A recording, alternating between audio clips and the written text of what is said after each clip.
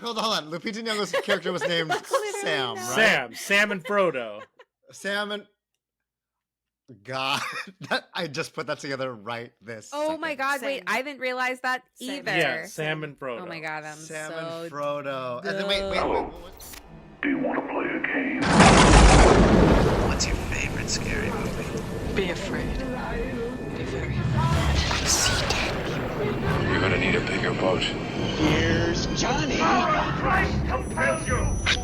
The power of Christ compels you!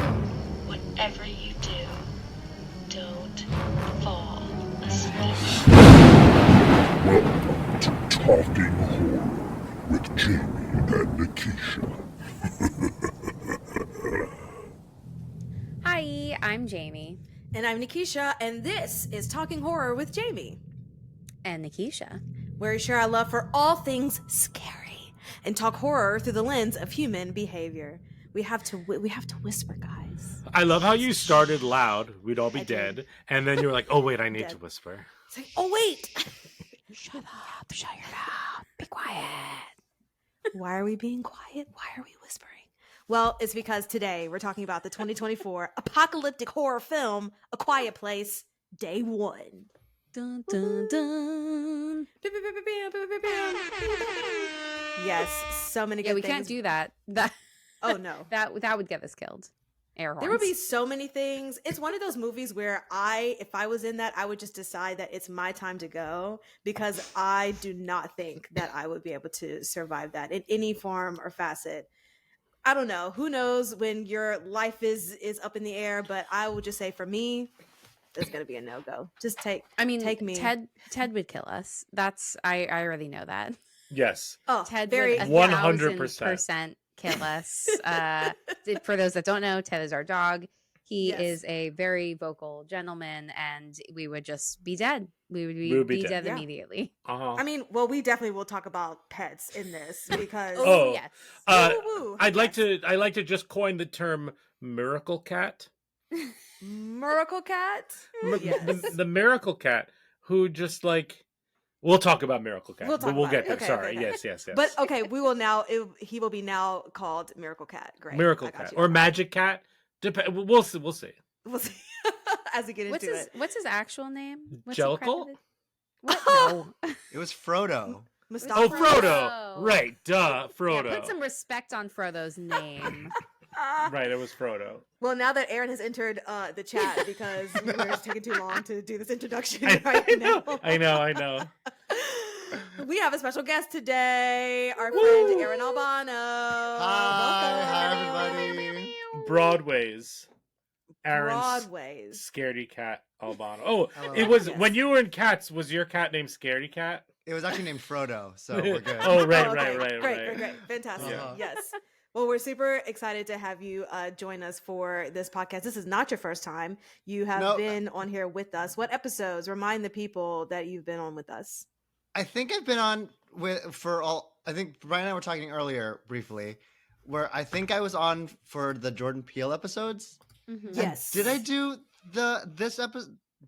Did I do the Quiet Place ones? I forget. These are the only horror movies I watch because I don't know how y'all put I yourself. don't through remember. any of Which is this. interesting because you picked some scary ones. I know, Right. but literally every time I'm like, okay. You're like, Nikisha and I were talking because we went to go see this together, and I was like, I know most of my like performative scaredy catness is for the comedy, but still, I don't know how you do any of this. I don't know how you guys like. So I'm here for the vibes. Yes. Here for the hashtag good vibes, which is wonderful and great. Brian is looking it up right now. Yeah, I think you were only on the Nope episode. Mm. Oh, I think. You think? Then I just well, we've just talked about A Quiet Place like Yeah. all the time. Oh no! You did The Last of Us. Oh, Yeah. You did the Last of Us That's episode. what it Yes. was. I had lots to contribute on that. Yeah. Video Yes, game. yes. There we go. Right. Okay, that makes even But more yeah. sense because Aaron loves the video games. And Yeah. so when the TV show came out, we brought him on the podcast for that. So go Yes, back, There we go. listen. That was a to good both episode. of those. It was a really good Mhm. episode. We'll have Yeah. you on for when season 2 concludes. We'll invite you back Okay. again. It all depends on your performance during this episode. Oh, great. It's all dependent. It all hinges on this. Yeah, they all hinge on each Mhm. other. Cool. Right. Gotta Fantastic. constantly Well, prove myself. That really does well for my self-esteem. Yeah, we don't have enough Actually- experience podcasting together. Exactly. Oh my God. Well, the funny thing is that the real podcast is just putting a camera on Aaron while he's watching these scary movies, because That's that in true. itself is a great episode to listen to. Mm. And Because you Nikisha's saw wa- this together, right? Yeah, Yes. Nikisha's Yeah. seen this many a time. Yeah, that's She's funny. she's the only person I really watch horror movies with because I will not do this with anyone else. Sure. and we have to watch it during the daytime. It can't be at night. Absolutely. So Yes. Oh, yes. sure. 100%. It's a fun time. Mhm. Well, Mhm. today in the daytime, we're talking about A Quiet Place Day 1, and this film was directed and written by Michael Charnowski, and it is the third installment in the Quiet Place chain, and it serves as a prequel.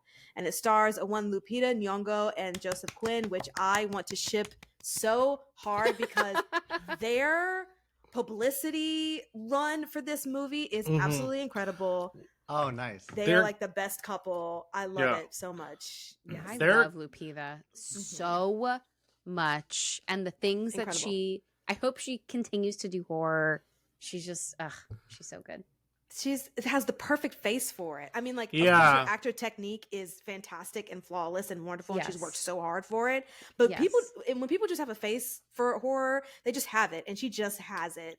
And Yeah. those eyes for days. Did you see her Hot Ones? No, but Aaron I did. did. He was I telling me did. about it. I didn't watch the whole thing, but I saw a clip of it, and first I saw her like TikTok hype video of like getting ready for it, which was amazing. And I then saw the that. aftermath of her just like processing what it's happened, amazing. and I'm like, oh, I love you so much. Like you It's are a- just perfect. But even Yes. amidst like dying with hot wings, just a single tear technique. Yeah. I was like, so good.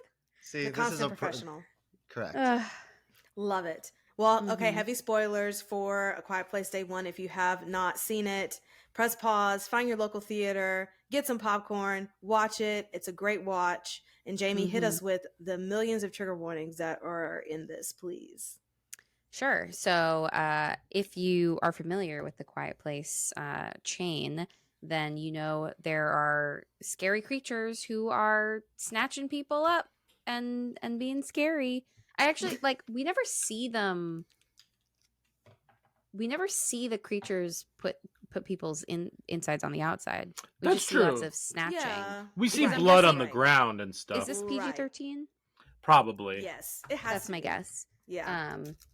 It's still scary, but I think like Mhm. just to say that we never see dismembering or anything like that, but there is a Right. lot of like blood featured. Yeah. Something that was triggering for me in particular that I feel like is important to name is this has a lot of like what I'm coining as like 9/11 kind of imagery. Yes. Like a significant amount. It takes place in Yes. New York City. Like this, you're seeing the city be destroyed. You're seeing people covered in like ash, very similar to 9/11. So I do feel like that's a really important trigger warning for folks. If you don't like puppets, don't watch this movie. Mhm. Marionettes. Yeah. If you don't like mediocre pizza, don't watch this movie. If you get don't like stressed, if you get stressed about like, is an animal going to be okay or not? Yes. This movie will stress you out. Without spoiling quite yet what happens to said animal, but it is stressful just watching this cat not Run be around. leashed for like half of the movie. Absolutely. Yeah. If like water and like anxiety around water and swimming stresses you out, there are several water sequences. There's references to cancer and Yes. Oh, hospice Right. and Right. like nearing end of life due to health and illness. Yeah. If just the idea of being in New York City stresses you out, this I movie literally won't was going to stress say you that.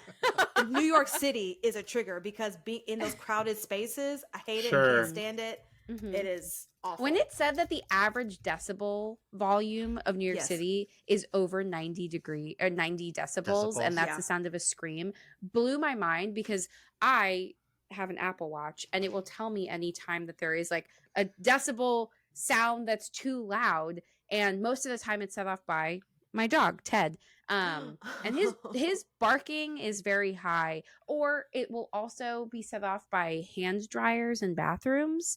And so the fact that the decibel volume in New York is similar to the hand dryer and a vacuum that's like very loud is kind of terrifying, that we like really desensitize ourselves to those sounds. My watch And on gets top sets of- off by my own singing. It's so sad.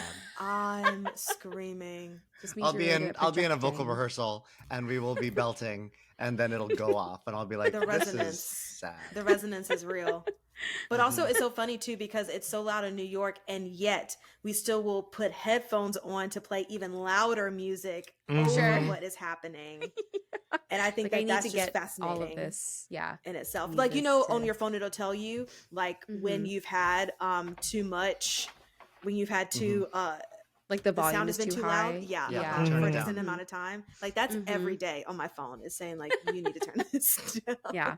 Maybe we should all invest in loops. We're not sponsored by loops, but those Ooh. are I have them. They're Those great. are. Do you have them? Mhm. I hear very good things that They're they really help with like noise isolation and like things that are too loud. They make different kinds that are good for like conversations or concerts. I wear other them things, in so. Barry's class. That's so Oh, funny. that's smart. Mhm. Okay. Not sponsored, but Not we'll sponsored, accept but- a sponsorship. Yeah. Just saying. Shutter first. Shutter, please sponsor. Yeah, us. Shutter. Please contact us. We'd love to work Shutter with you. number Thank one. you. Fantastic. Well, we've introduced our guests. We've introduced what we're talking about. So let's get into it. Brian, please give us some words and then we'll continue on, please. Sure. Hi, everybody. Hi, YouTube. If you're listening to us on the podcast, you can find us also on YouTube. So check us out there. We're wherever you get podcasts, as well as wherever you are on social media at Talk Horror Pod, Talk Instagram, Twitter. Follow us there. We're not only covering movies that you hear here, but also other films that we've seen as the year goes on. And yeah, that is where you can find us. But Nikisha, I am interested in something Yes. that you saw this week recently. Tell me your thoughts Absolutely. on the film that you saw. Yeah, absolutely. So my birthday was yesterday. Yay, 35. Woo woo. And so for my birthday, I decided to, of course, just watch a horror movie because that's Yes. what I do. And I Mhm. text Brian and Jamie to ask if I should either watch Silent Hill or Escape Room 2019. And Brian immediately, Escape Room. So I sat and watched it. And at first I was like, what the hell is going on? This is about to be cheesy. And then when I got through it, I was like, this was actually incredible. It was And so good, right? Yes. And I found myself texting friends to be like, have you watched this? I need to talk to somebody about this. You need to watch this. It's so good. I'm so It's happy you so liked it. good. Yes. It's I like loved everything weird. about it. It's way better than it has any right to be, but it's such a fun Yes. time. For such a premise, right? Yeah. Because you go in and there's like no real kind of character development. People are kind of like all over the place at the beginning. But once you get into the game, like the stakes are at 1,000. Yeah. You know it. And the fun is them slowly realizing it too. Yeah. On Mhm. top of the rooms being so well made. So well Yeah. made, and I really Yes. feel like I think you hit the nail on the head. As soon as they get somehow miraculously, the writing gets so much better when Yes. the rooms, when they have something to do in the rooms and figure it out. I feel like they really nailed the characterizations of everyone when they're actively trying to figure out the room, and that's where Yes. it gets interesting and fascinating. And I think that the main girl is super charismatic, and I think she does a good Mhm. job. And the rooms are great. It's an awesome movie. Oh. It's awesome. I love the first one is great. The second one is wild. I mean, I Well, there's talked to a two friend of who them? watched. Yeah, Yeah. there's 2 of them. A There's tournament two of of them. champions. Technically, there's Yes. 3 of them if you count the second one as 2 Oh, different yeah. movies, because the theatrical cut of the second one and the home cut of the second one are different. Oh, so which one should I Whoa. watch? I don't remember which one we watched. Okay. We watched the one. So the end. Spoiler alerts. The end of the first one ends with like, there being like a bigger conspiracy, like Yes. and then it sets up the second Well, one. I think she ends up on like back in a new trap, but like then it just doesn't it like ends on like a cliffhanger? Well, for, with like, the- ends No, on No, well, it ends it- because they're escape room? doing a simulation Of the plane. for the plane Yes. that she Right, was right, going right, to right, get right. on. So the And- Yes, so the yes. second one, a lot of it is very similar, but the endings are significantly different. Okay, One like okay. sets up the big bad of everything, and then the other Yes. one like doesn't in the second. I think I don't remember. This is off the top of my head. But anyway, the second one has great moments, but the first one as a whole, cohesively, is a spectacular film. Yes, I Also, agree with- she's in Bones and All, which I'm still like really interested in Oh. seeing. Yeah, I need to watch that too. That's with on. Okay. Timothy Chalamet. Right. I definitely need to watch that too. But like you said, Jamie, it had no right to be as good as it was. And I wasn't ready, and I was so pleasantly surprised. Mhm. Did you have a but- favorite room?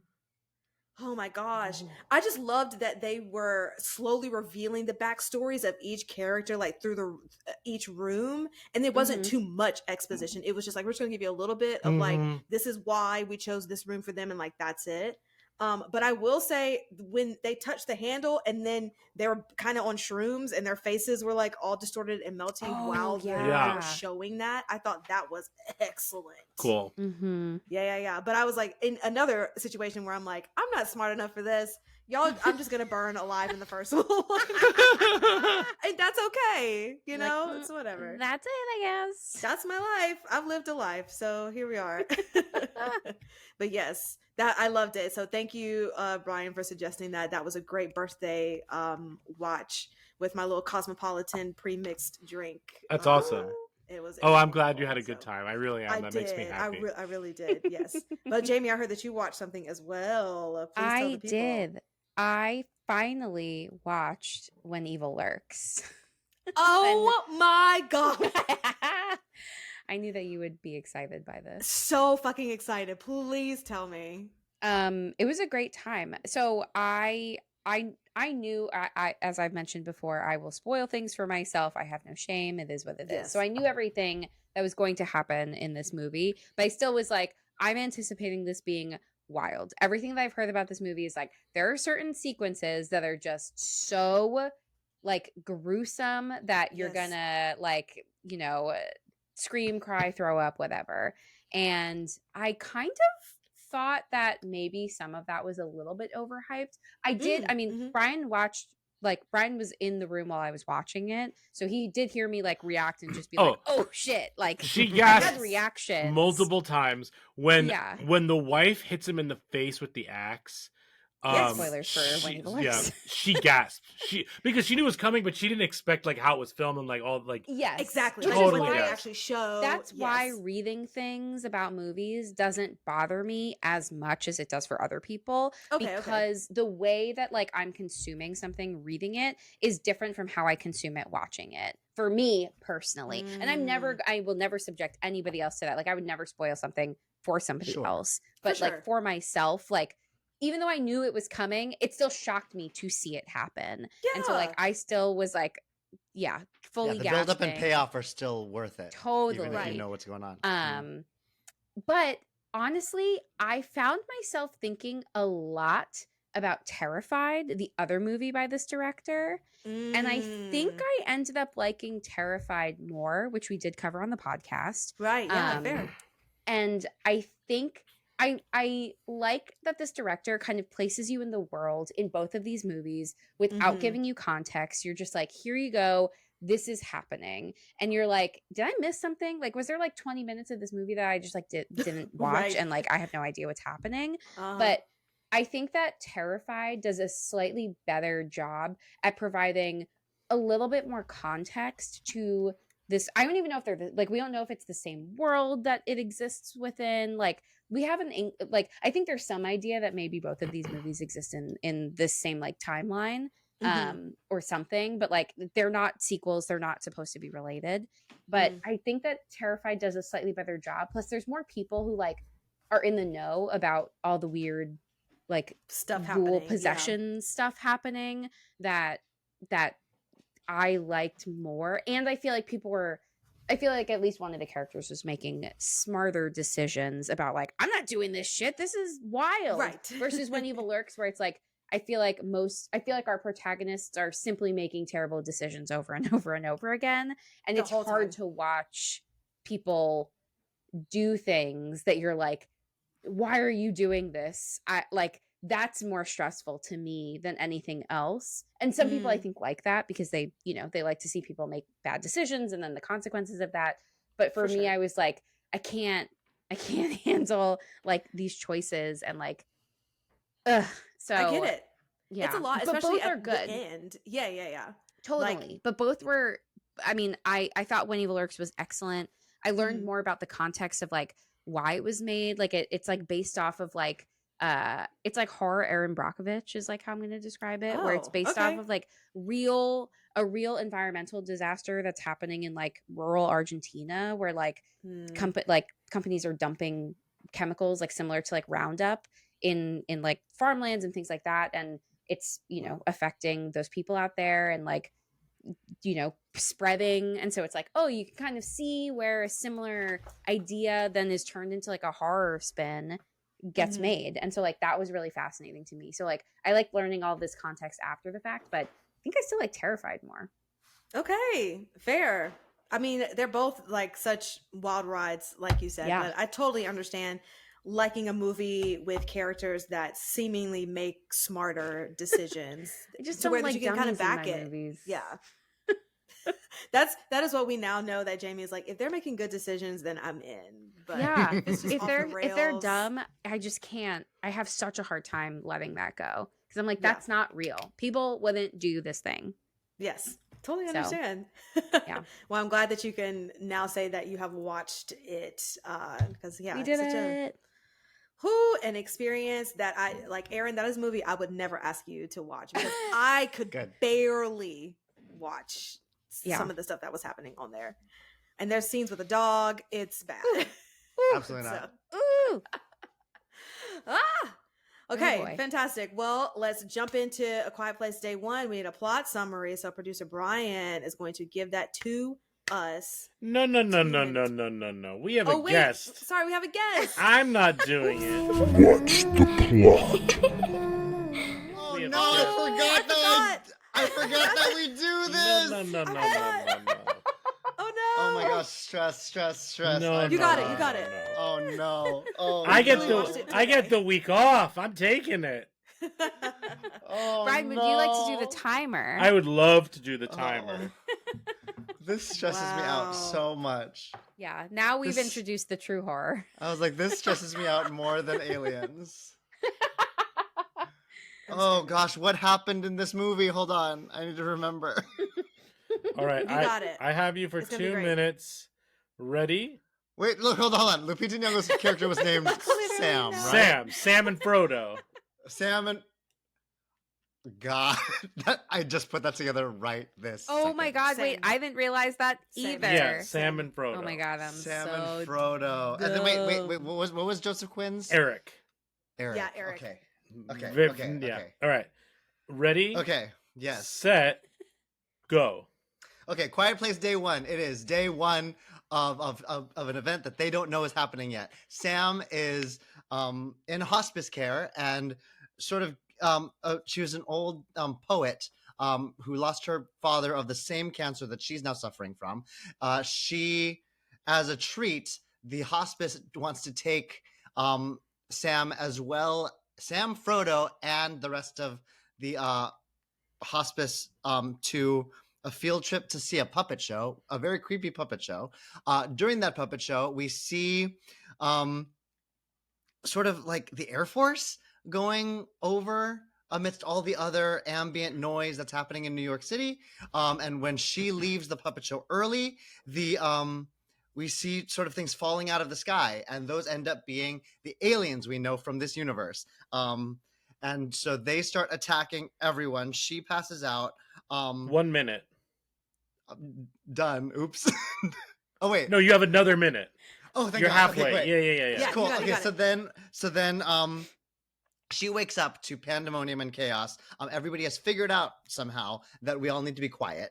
And so while the government tells everyone that they need to evacuate south to South Street Seaport for evacuations and to stay off the bridges because they're blowing up the bridges, because we've also all found out that these aliens are scared of water. Lupita Nyong'o, Sam makes this decision that she's going to go up to her childhood home and her childhood neighborhood to have her last piece of pizza. 20 seconds. And sort of spend the rest of her days, instead of trying to survive, just like succumb to because of this dire situation. In the meanwhile, she meets Eric, who then helps her along her journey, and they have a lot of silent conversations about mortality and life and things. All the while, there's avoiding aliens and happy ever after. Yes. And then what happens? And then what happens at the end? And then what happens at the end is that she, after they have a wonderful day at Patsy's and the jazz club, that they have finally made it to, Sam helps Eric and Frodo get on the survivor boat by distracting the aliens, and then they survive, and Sam sacrifices herself at the end by going out the way she wants to go out. And that's the plot. Yeah. Cool. That's it. All right. Yay. Woo-woo. That is A Quiet Place Day 1. So now let's go into our first segment of likes and gripes. And now our likes and gripes.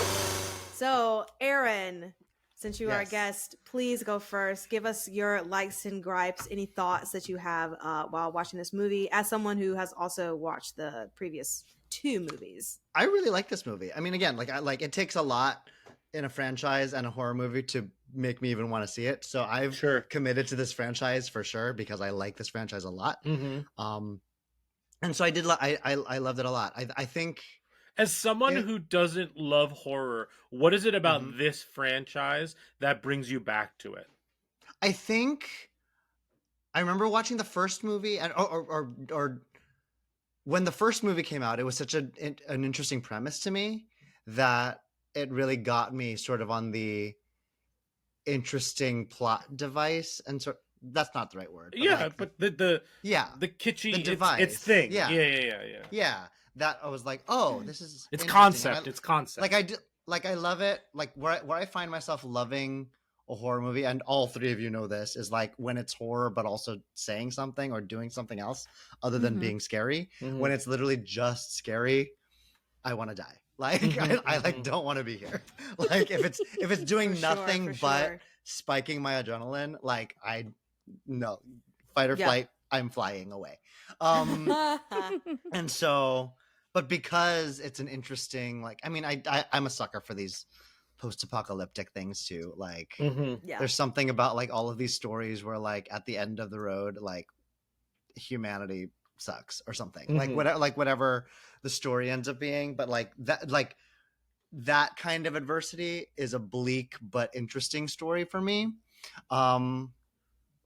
And so like The Quiet Places do that. I mean, it was an interesting, like when Nikisha and I were walking out of the theater, I was like, oh, I wonder if this is it, or if like now we're in a place in this sort of universe where we're just gonna like continue like ad nauseum have like Quiet Place movies that take place in this universe that have nothing to do with Emily Blunt, have nothing to do with that family. If now we're just sort of like in this like Walking Dead era where like we just have stories that maybe interconnect, maybe don't, but like exist in this world that we are starting to really enjoy watching. Sure. I mean, well, we're definitely getting more because this had the best opening weekend of all 3 of them. Oh, really? So we're definitely getting another one.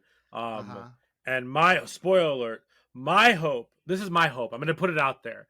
Yes. I want a 3rd Quiet Place movie that takes place directly after the second one with our with our characters, but you retcon Eric, Joseph Quinn, on that Yes. island because that boat clearly at some point makes it to that island. So now we have Joseph Quinn's character. He could be wearing the sweater and all of that stuff with the cat interacting with the kids who just at the end of the second one, if you remember, like put out that that APB or whatever it is over the cell tower. So if that reckless cat is still alive, I will. I mean, it would be great, but also that reckless cat wins, I will kill things. I mean, talk about like stress. Truly, every time that cat was on that screen, I was. Excuse me if this sounds awful, but I was just waiting for it to die just so that I could have less stress watching the rest of the movie for the other characters. So you know what I mean? The cat is my number one gripe of this movie. Yeah. By There's far. no way that it did not make any noises, any sound at any point to like. Yeah. But even more than that, the magic of the cat, the miracle of it, where like it always comes back and it's always here and it's always this, it just so took me out of the story every time that I just like when he finds in the alley and it brings it back to her and like no. Yeah, it was the second time that it ran away that I was like, oh, it's gone. Yeah, like, we're not getting it back. Same. Like, yeah, like the first time when dude from the second when the Alex second Wolff? is that Alex Wolff? Jaimin Hansu? Yes. Oh, yes. When he has it and gives it to her, I was like, okay, I can buy this because that I can they buy were taking care of it. Totally. But like when it like ran off, amidst the like claustrophobic like People. When it's following it's following the rat. Like to me, I thought that was going to be like, it's safe. Don't worry, we're moving on from this cat. But then he finds Joseph Quinn, and then the whole thing. But I totally agree with you. I was like, come on.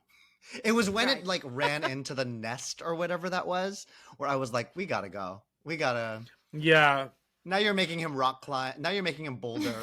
Like to save that cat. I know. I was like, I gotta go. So, like, now that we're here, I have a question for the group.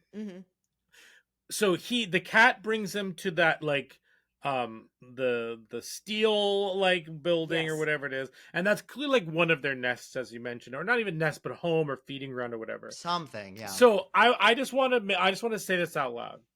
So the aliens have a food source that was provided to them through them like coming down onto Earth, because they had like those egg things, mushroom, whatever those things were in that area.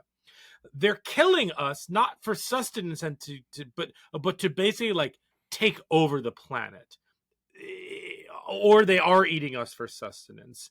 Like that whole scene opened up a lot of questions for me that I didn't necessarily need in this movie.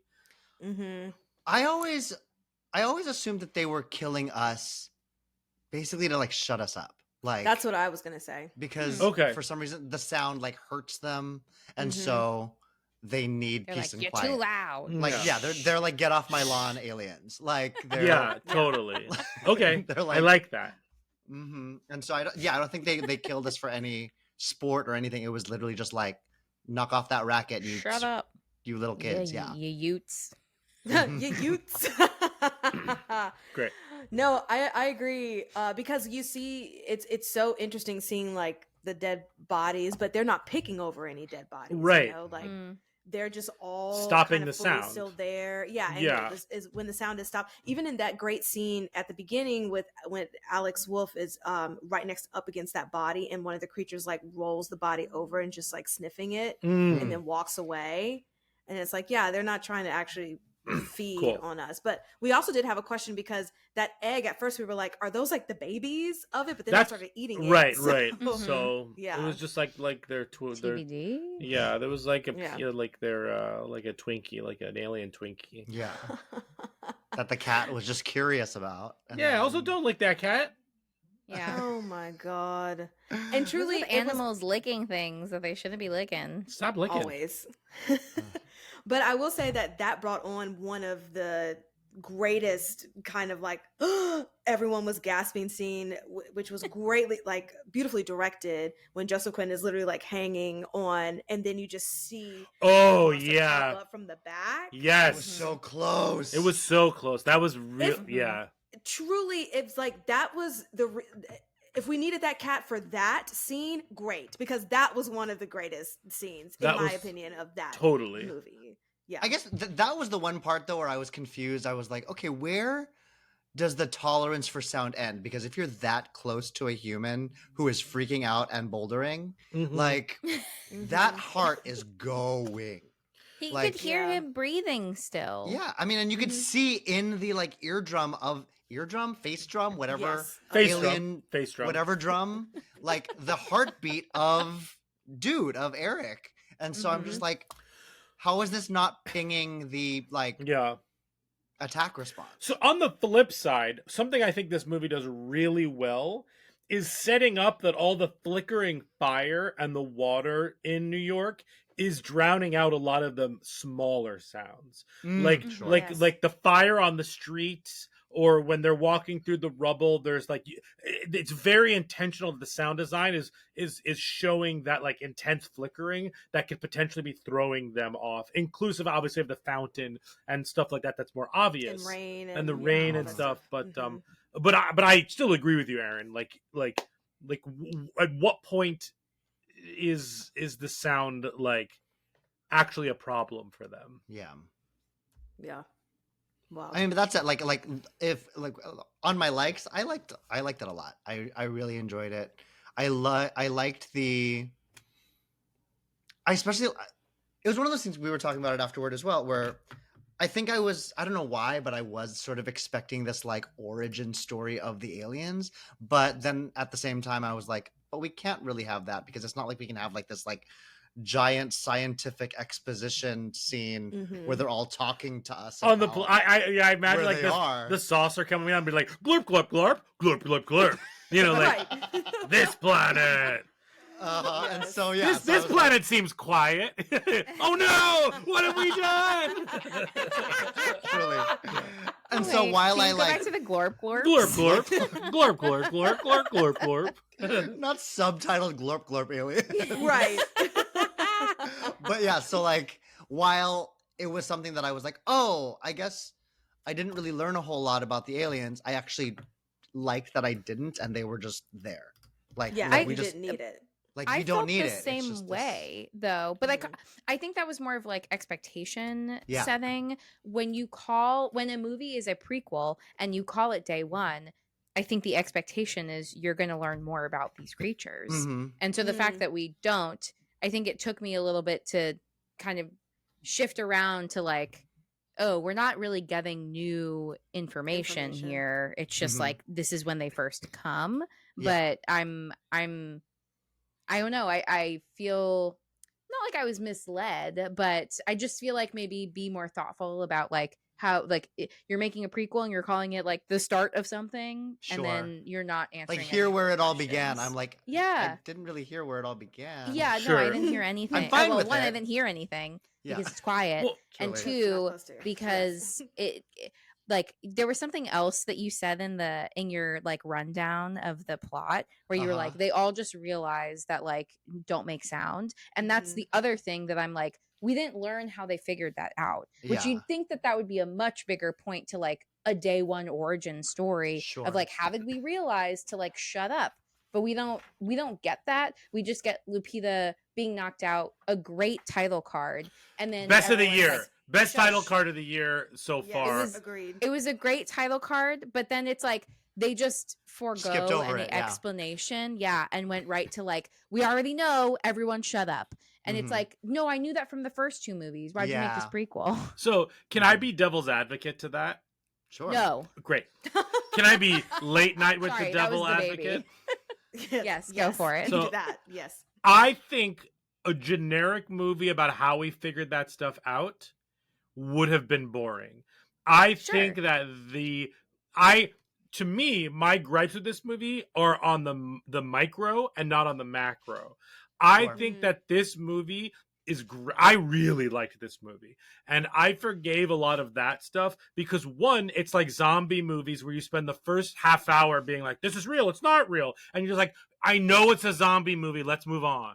Like for me, Fair. that we can just skip the stuff that I already know from Quiet Place and Quiet Place Part 2. Like that was fine for me. I did wonder all that stuff. Don't get me wrong, I didn't like not think about it. But like Right. but yeah. also when she has the globe and she's listening in and to like the radio and she's putting like Denver, San Francisco, Los Angeles, to me, I was like, they're all like, they may have heard it from LA because there's more water. Like they may have heard it from somewhere they don't like water. Like they're all contacting each other. Like, and so that didn't bother me at all. Also, them screaming to them, like, don't make a sound from helicopters up above, thinking they're safe.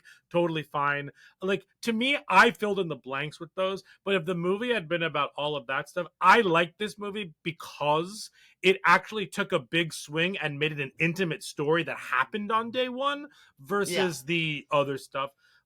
So that's my devil's advocate for No, that. I would agree, and I would agree with that more because while I expected it, I was actually as it was going, I actually was quite happy that it didn't. Sure, I guess you know what it is. My expectation for what Jamie said was there. I had it too. Don't get me wrong, but I think them subverting my expectations allowed me to kind of like this movie a little bit more than I anticipated because I was deeply invested in Sam and Frodo's story. Not fuck Frodo, but I was deeply invested in Sam and Eric. I thought their chemistry was great. I cried like 3 or 4 times in this movie because because I'm a big baby. No, Crying is not weak, Brian. No, but like. I thought that one of the most effective scenes, because I'm a big baby. I'm a big baby.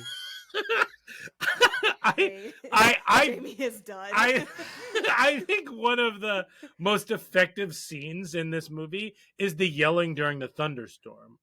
I thought that was absolutely one of my favorite scenes of the year in a horror movie. Like, I just thought that their chemistry, they connected a lot. But I'll get to my so it's my turn. But I just wanted to play devil's. I just wanted to play late night with the devil's advocate. Yes.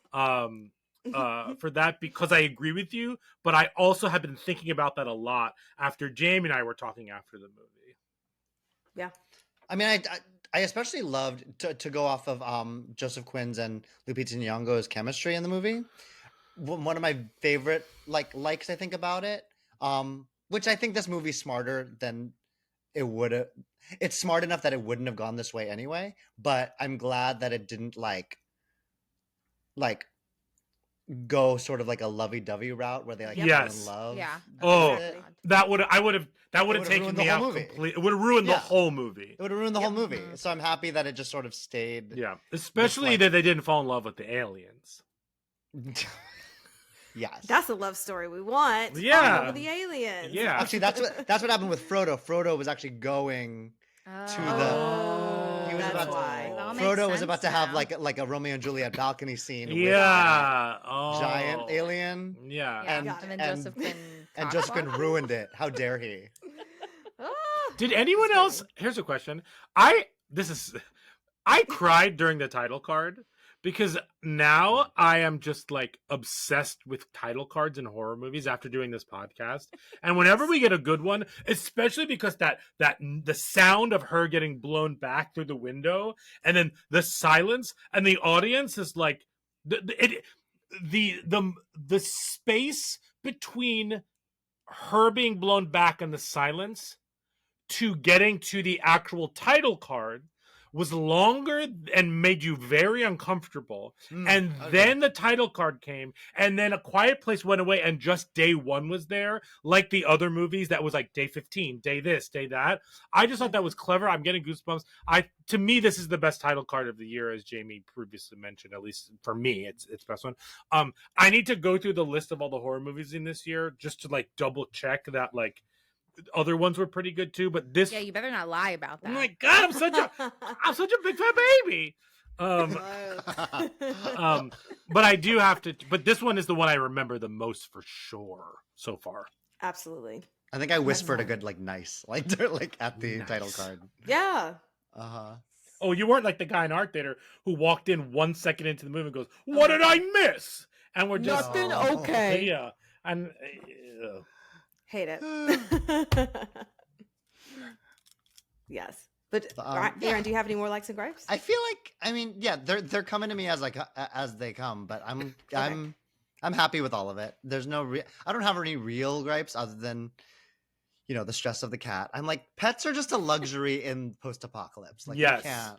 There's no world where Not at all. no, like Yeah. survival of the fittest. Like, no, fat cat needs a can opener. Get out of here. Like, Oh my god. no. Yeah. Yeah. Stop scratching at the door of the church. Like, no. yeah. Mhm. Right. What are we doing here? Uh-huh. Yeah. What But are we yes, but that doing? said, like, we needed steaks, so I live, so it's fine. Yeah. But if that cat comes back, I will. In the be fourth fine. movie, To be it has honest, to.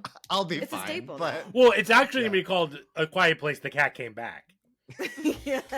Frodo returns. Yeah. like, Yeah. They're back they're again. they're in back Cat is again. back. Yeah. Yeah. My There god. it is. Yes. I'll piggyback off of that because a lot of my stuff has been said. So I'll just add like a quick couple of things. We've already said it fits so well in the chain in general. I also was just so happy that this movie wasn't like a 2-hour long spectacle. Like I checked what the runtime would be. And I just really appreciate that if we're going the route of talking about day one and not giving a lot of exposition, I thought that the timing of this movie and the pacing of this movie was very well done. So I just really appreciated that there wasn't just a lot of extra stuff going on. Let's get to the meat of it. Let's get to the heart of it. Let's just see how these people are reacting to these things coming. And that was what my expectation was. I really wasn't expecting to get a lot of how they figure things out or stuff about the aliens. So this was like exactly what I thought it would be. I just want to follow Lupita around in her journey. Oh. That's all that I needed. It doesn't matter what You know? movie. I want to follow her It doesn't around. matter what Yeah. movie. But not in real life. No, I mean, no, maybe in let's real give her her life. space. I want to be respectful. Yeah, yeah, yeah. Oh, of course. Always respectful. But also, like, if she gave me the opportunity, I would follow her around. So Oh, I'll take totally. it. But like with her consent. Go eat some With hot her wings consent. With her. Always Yeah. with her consent. Joseph Quinn is the most charming person ever. I love him deeply, and I'm just so happy that he was in this movie. I just wanted to look at him the whole time as well. 2 people that I want to follow. I love our friend Alex Wolff in this. It was, Yeah. but the one thing was so weird just seeing him with the beard because it kind of was was- a little fake. Wait, Forgot. can I? Oh, I forgot. This is my favorite part of the movie. When Yes. after the movie, when the movie's over, we're walking out. Jamie goes, "Shirts don't rip that loud." They don't. They don't. Why did it echo? Why did that rip echo? Yeah. But- Don't spoil all of my points. Oh, okay? sorry. So, which I mean, it was. I'm like, just okay, highlighting your charm. Yeah, thank There you. you go.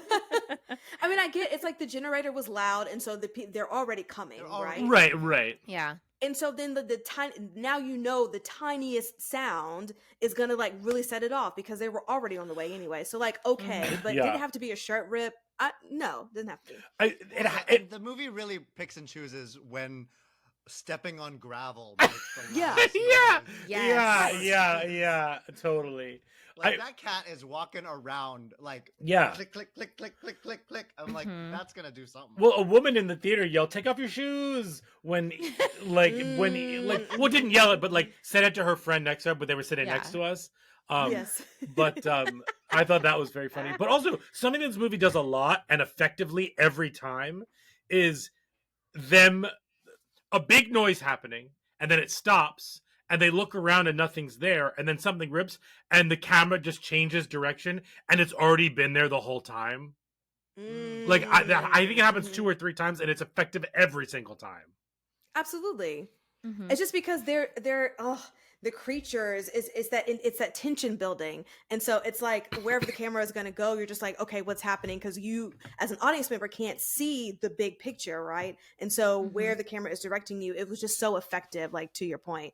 And I put that in here about like the tension building for this, and I will just say as a theater experience, because I want to say this is my first Quiet Place movie watching it in a theater, and watching it in a theater in New York was so fucking stressful for me. Sure. Totally.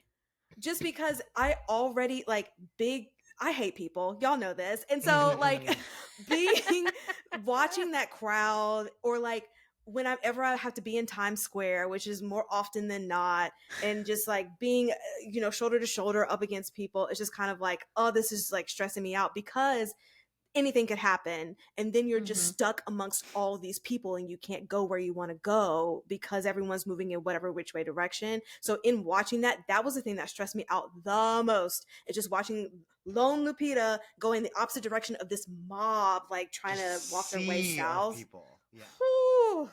That was like, my hands are sweaty like thinking about it, but it's just again, great on them for like tension building and really chalking it up to the atmosphere of New York. Like I really think that they did that well on the screen. I also had a gripe with that scene. Yikes. Actually, Jimmy hated the movie, guys. Okay. Yes. No, I actually I'm just really kidding. liked this movie. I just have a lot of these, like what Brian called macro gripes. Where I was like, fair. How did the entirety of New York City that's left alive decide to collectively spill into the streets and all evacuate in that one moment? In that same time. One street? Just walking down Broadway, just like I was like, why? Downtown. And like it started with just like the little stragglers, which like fine. But then like how did she, because then it's like her peering and watching and seeing all the sounds. And I was like, yeah, why did they think this was a good idea? If they know that noise is the trigger, then why do they continue to put themselves in positions where they are making lots of noise? Why are they all this huge group of people like walking? I will say I thought about that, but lent myself to, the magic of it all in thinking like, okay, just maybe I will say that I was relieved when they all were murdered, because I was like because if like, yeah, you deserved it. Yes. Well, I wouldn't have trusted the movie anymore. If all those people walking had no problems, like there were no monsters, I would have been like, I can't trust this movie to actually stick to the rules. Even though the rules are flexible in some places, like that would have bothered me. And I felt Jamie and I's shoulders go down when the monsters were killing all those people. Because I was like, thank God, because those are the rules. Do we think those two white kids died, though? They weren't on the boat, or they weren't, like, showcased on the boat. She said, go with them, and then chaos. I'm going to say that I think they survived. I think they survived that onslaught. I have a boat question, too. Bar, and then... Yeah, I have a lot of boat questions as well. Oh, sure. Well... yes, I do want to say with that, just what I had to think about was like, maybe there were some roads that were blocked because of cars, because of the buildings in the way. Maybe that was the only way that they could go. I mean, the next shot is like Lupita by herself, and there's like streets for days. I know. Maybe that was their way to get there. So I just like, okay, whatever, that's fine. Do you know what my biggest gripe was? No, I'm excited. And I know this is supposed to be a sweet moment, but that paper would not have lasted with Quinn submerged in water and then getting out, opening that, reading that letter from Nikisha. I thought the same thing. That was my number one out of all the things. That's so fascinating. My brain went right to like gibberish. Yeah. Me too. The aliens wrote it. Floor. Like run down ink on the paper. Like that it has to be. He could not have been able to read that. She's like, I used my special poet paper. Yeah, right. And my special poet. Well, it was like the magic from that magic cat. My magic cat gave me magic. There's a lot of magic in this movie. That allowed me to be able to read this letter, but I was like, there is no way. And it's still crispy when he unfolded it. Yeah, totally. No. My favorite magic is how wide all of these New York streets are. Oh, beautiful. Oh God. Like four lane avenues. I'm like, work. My goodness. But other than that, though, I really had a good time watching this. I love all the characters in this. I thought everyone had great chemistry. It was, wonderful premise. I enjoyed the fact that Lupita's character had nothing to lose, and because she was terminally ill, and I thought that was a great premise, juxtaposed against Joseph Quinn, who is in a different country with no family and no one. So he's like alone, not by choice, and he's like latching onto Lupita. I thought that was a great bond. But yeah, great tension building. Loved it. It's great, even with our little gripes. But to Brian's point, I think that I was really looking at the micro and not the macro of the things. I will say, I want to be super clear.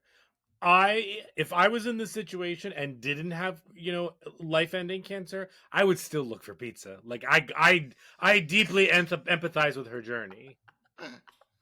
It's New York, baby. You got to get pizza. I mean, like at It's that point, New I'm just York, gotta eat the pizza. like, and I also Exactly. get she was going up there for nostalgia purposes, but like, there were some pretty good pizza places around, like where she was originally at the Marionette Theater. But I understand that's not the point. I really wanted them to bite the pizza because it at that point was like maybe 2 or 3 days later, Yeah, that and pizza them was just bad. eat it and then be like, "Oh my god, like what the fuck it's is moldy." this? Yeah. I mean, Yeah. she did, Pizza ain't lasting that long outside. I And if she it did- is, she did like, I that- would that question facial it. expression pretty well when she was. It like, was funny when she ate the pizza. I did laugh. Yeah. Mhm. Yeah. Oh, I have one more that I can say before we move on. Yes. Especially because the first two movies, seeing the aliens are so scarce. Like, I feel like it would be an easy sort of miss if seeing all of the aliens now might like dilute the intensity and like terrifyingness of them. But I feel like the movie did really well in keeping how terrifying they are, especially when they were, I think it might have been the scene when they were all walking south, but I think one of the helicopters was like announcing what was going on, and it was just like an aerial view, and all of the aliens were sort of chasing the sound source, and it just looked like freaking spiders, just like just so quickly crawling across New York City. Yeah. They were small, but I was still like, oh my god, that is a nightmare. It's terrifying. Yeah. Unsettling. Very unsettling. Mhm. Woo. Yes. Okay, that's all the likes and gripes that I had. Jamie or Brian, do you want to go next? I'll go. Brian. So despite every time I interrupted saying a gripe, I still had a really fun time. But I think this is also like a great movie theater movie. Mhm. Yes. I think Agreed. that's part of it. Like if you're looking for like an excellent movie theater going experience, like you really can't go wrong with this chain. Because they really know how to like effectively, I mean, my biggest is like the Foley work. Absolutely. So good. It's immaculate, and like sound Yes. editing and sound design, like I think that so much of what we talk about in horror is effective sound, and like that's the point of any of this, is like how much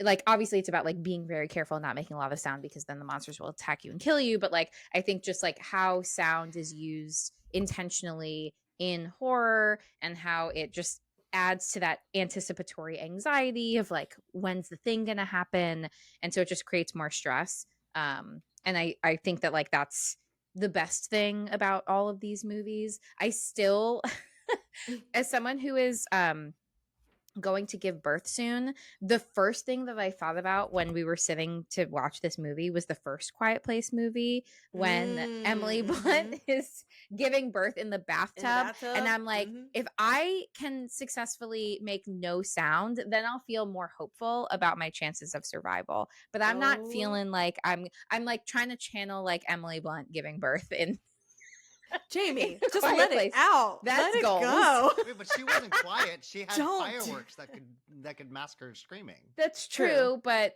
she did it so fast, and then like it was done, and if I can, so Oh my that's God. one of the thoughts that crossed my mind. That's fantastic.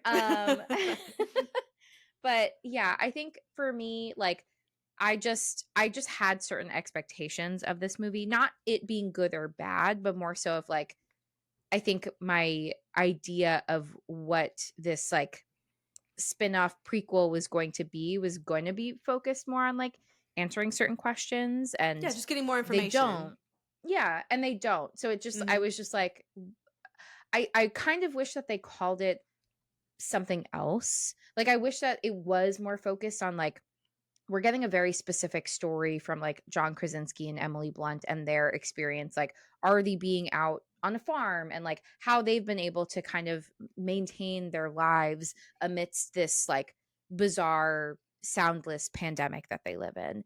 And so like kind of seeing the initial like what's happening and how other people are affected. I like the focus on like how does a city deal with a crisis, which again then brings me into like the 9/11 feelings, which I actually did also cry in the beginning of this movie, more so because of that, and found myself really overwhelmed by like it's very stressful watching a city be under attack in any circumstances now. Absolutely. And so like watching that was like evoking a lot of emotions for me. And again, Lupita is like such a fucking incredible actor that like her ability to emote and like be terrified in a place that has otherwise been her home and like just like feel really discombobulated, like it was deeply effective.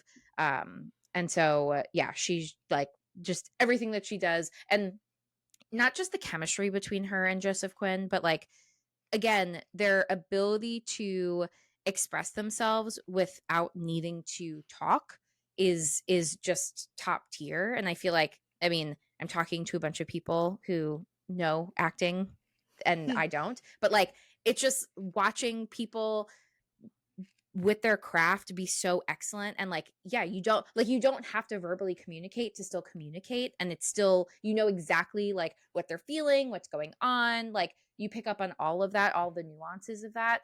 They're just two excellently cast people to effectively convey all of that. So like really really good job. Even again, like shout out to Alex Wolff, like the fear in the moments that he's in the beginning of the movie when him and Lupita like reconcile and like hug each other, and it's like that emotional moment when they're kind of like joking and stuff together. Even when she like takes the dig at him of like we're not friends, and like he looks genuinely hurt by that comment. Like I think there's a lot of really just effective emotions on display, and it feels very real and evocative, and like me, I love real feelings. Also, if we didn't watch the trailer for this movie, you think that the movie is going to be so. If you don't watch the trailer for this movie, you don't really know who the travelers will be. So like part of you thinks that it's going to be Alex Wolff and Lupita Nyong'o, like you know what I mean, like and how then they set it up. But him dying was not a surprise because we know that Joseph Quinn is in the movie.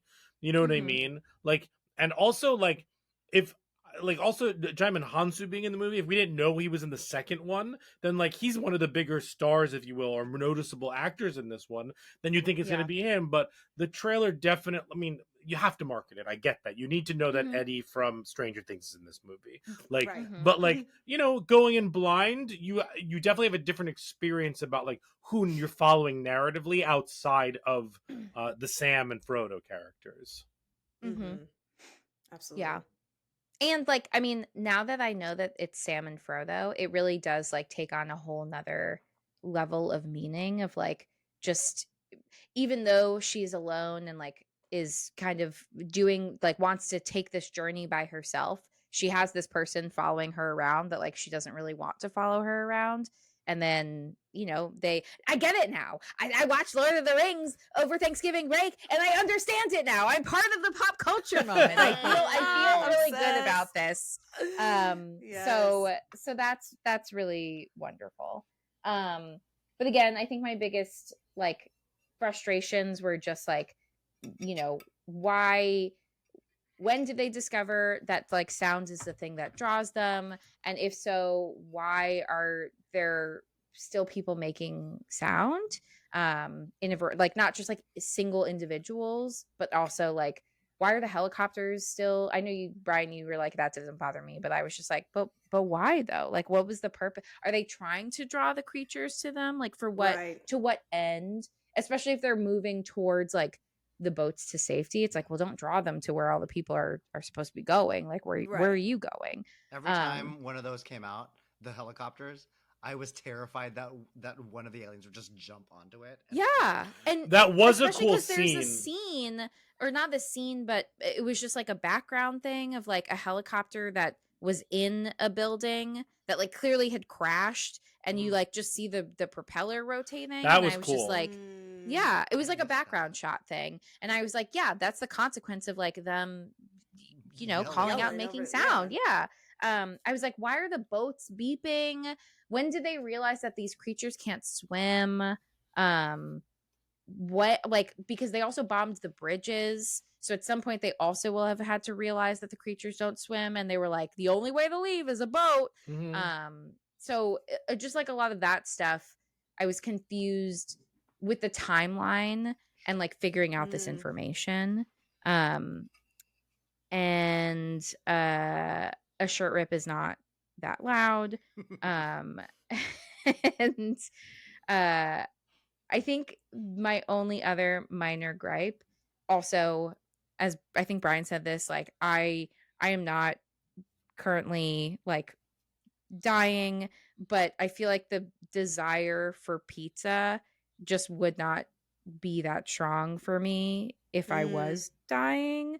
Like I kind of wish that it was, that felt really tropey for me. It was like kind of hard to overlook like the tropiness of like, I'm going on this mission and no one can stop me, but it's like, I'm going for pizza, and it's like, no girl, you're going to like your childhood home, you're going to like be with your dad, like just like I kind of wish that it was more genuine, as opposed to this like, I'm an independent person, and like I'm terminally ill, and like nobody else matters, and I'm just going to do what I want because like that's, but it just felt like very like, okay, we've seen this in like 1,000 things. And even though, again, I think Lupita is incredible and like can still put her own spin on it, I still kind of was just like, we've seen this before. I'm a little bit tired of this particular trope.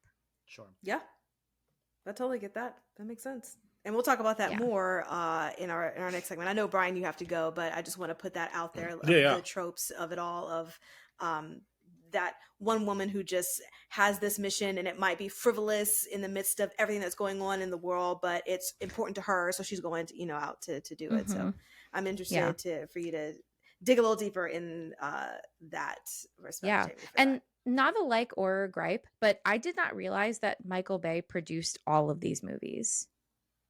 So he did produce all of them. Yeah, I just, because I was like Michael Bay produced this movie, like that's interesting. That's what Aaron I did the said. same thing. Yeah, like, and so then I just looked it up. I assumed it was all because the special effects became bigger because of where we were. He did all of them. Wow. Okay. Yeah. Work. So he also did Ouija and Ouija Origin of Evil, which is and the Purge movies. Wait, he's produced a lot of horror, which I never realized until this exact moment. That's so random to me, but like, okay, go off, Michael Bay, I guess. Make your money. Here you go. He's really stopped for it, so yeah, he needs it. So go watch this movie, guys. Fantastic. Okay, Brian, hit us with all your likes and gripes, please. Okay, I really liked this movie. I liked how a lot of these things were said already, like the pacing. I thought it set up everything really well. We just got right into it. I really liked the symbolism of the marionette show. I really liked that she was going to this like theater, this little kid thing, the balloon, and the idea that like this, she was really moved by the balloon and the freedom, and then the freedom going away and popping and the balloon falling. I thought that symbolically really set up her character. She is an artistic person who does not express how she feels outwardly. She expresses her feelings through her words, and she does not speak a lot in this movie, for both because of her sickness and because of the concept and the conceit of the movie. So somebody whose art is through words and writing, like surviving through this, like symbolically made a lot of sense to me. I thought that was really cool. I like the little things, like she still had her apartment.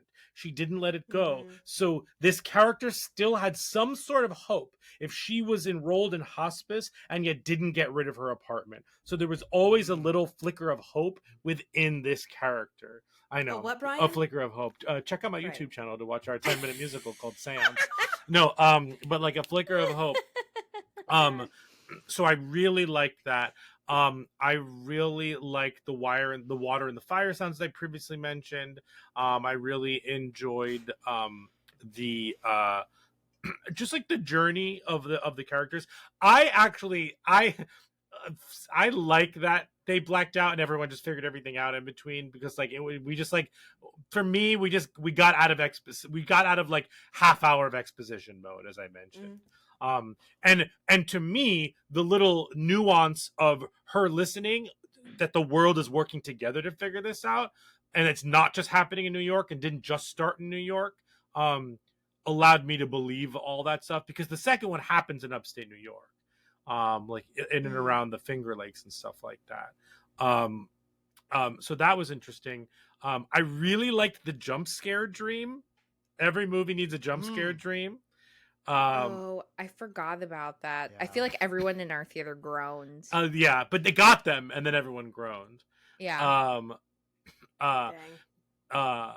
Yeah, I mean, and I just really enjoyed the two of them, their chemistry. I thought that the yelling because of the lightning scene was amazing. Like all of that stuff was just like real. I just like this emotionally, I was very connected to this movie, and it's probably because of their performances, because as Jamie mentioned, a lot of the things that happen in this, like, I'm going to do this quirky thing, there's more emotional like baggage behind this quirky thing that we're going to reveal as like, that's fine, but I like that. But I recognize that like it is a trope for sure. Best title card of the year so far. I'm excited to go through all the horror movies. Just double check that. Same. And I'll make a letterbox list and I'll put notes in there into what they were. Yeah. Okay, I think the score was great. Outside of even the sound design, the score was really good. Okay, here are my gripes. My gripes are the micro level stuff. I needed one more panic attack from him before they were in the water. His water panic attack felt like it came out of nowhere. They set up that he was afraid, but they never set up that he was more afraid than somebody else. The fact that he had a panic attack in the water, and even if that was related to him being maybe trapped in the water, because that's when we first meet him, or he was hiding down there, his narrative journey with water was not clear enough, or his panic attacks were not clear enough.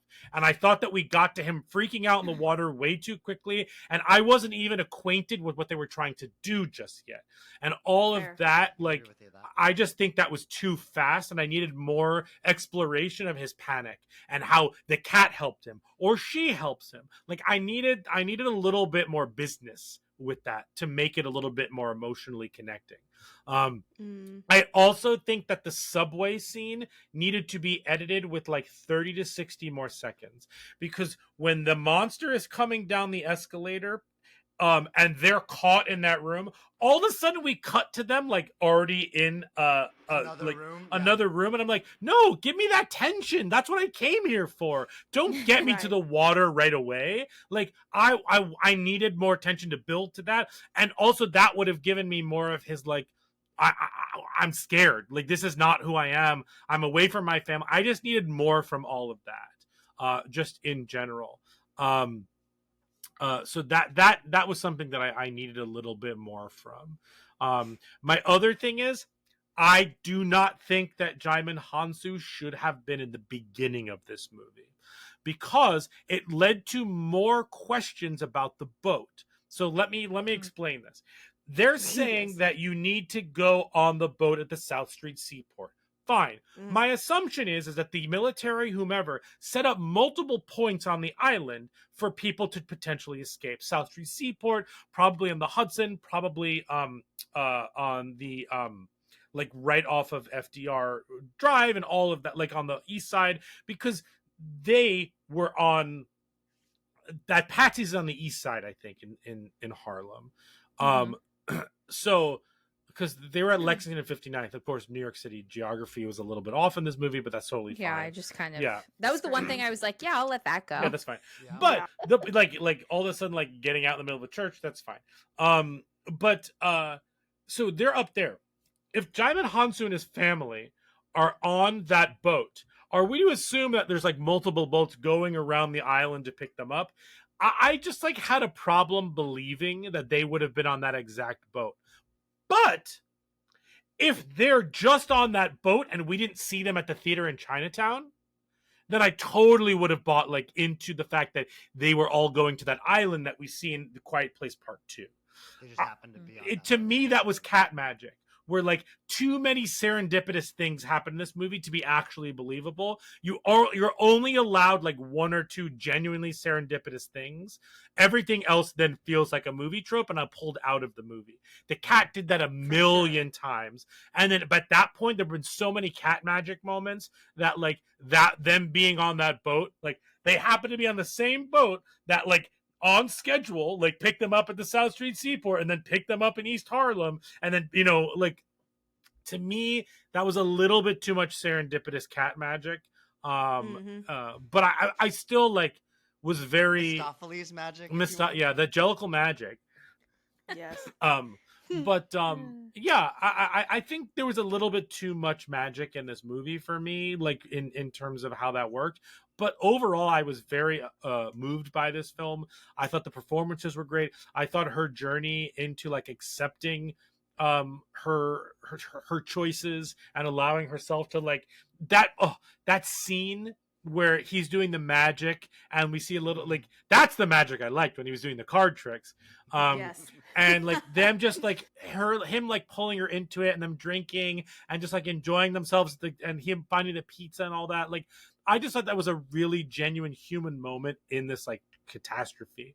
However, completely undercut by the 1-2 second shot of her charging the iPod because I was waiting for it to go off that entire time. Oh yeah, me Same. too. And I really did not like that I was waiting for that because it distracted me from the genuinely lovely moment they were having.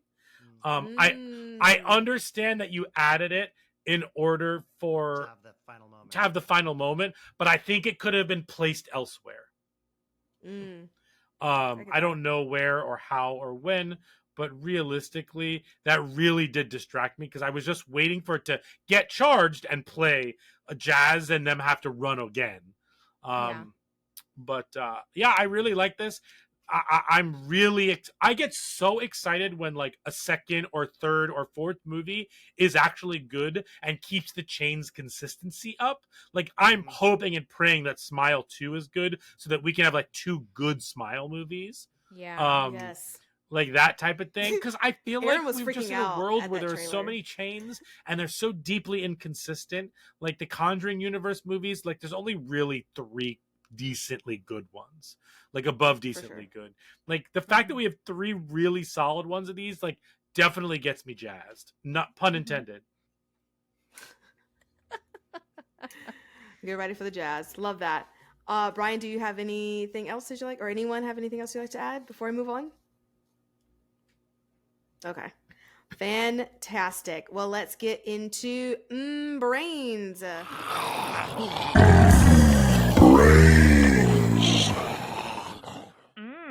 Tasty.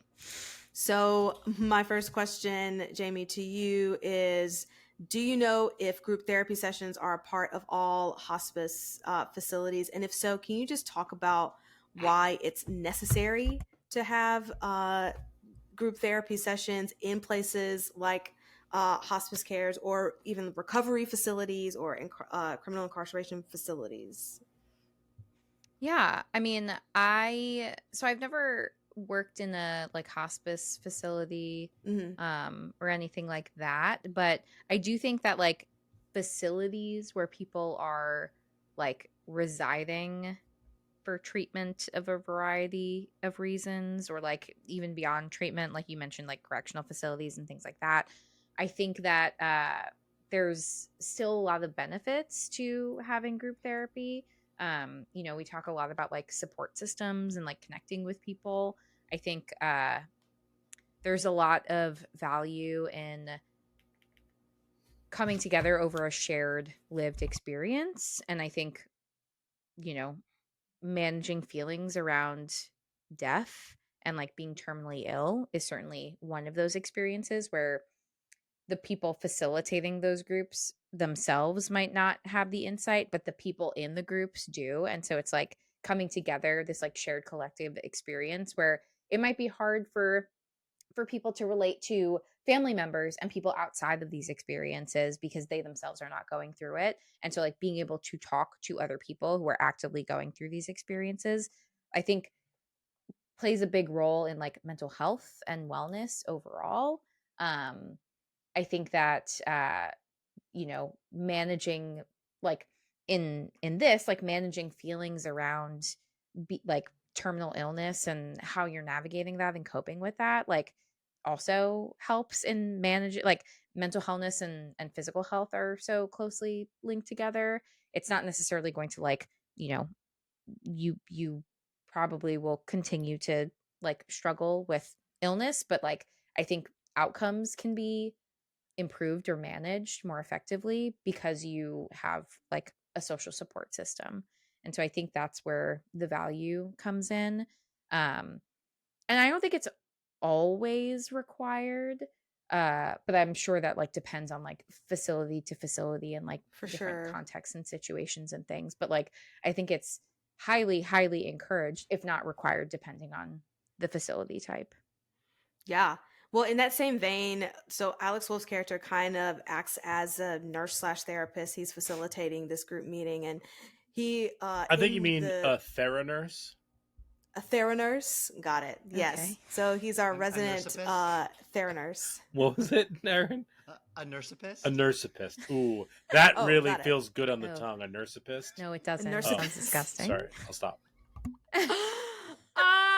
Okay. I'm just a big baby. I don't remember Oh how my I said it God. before.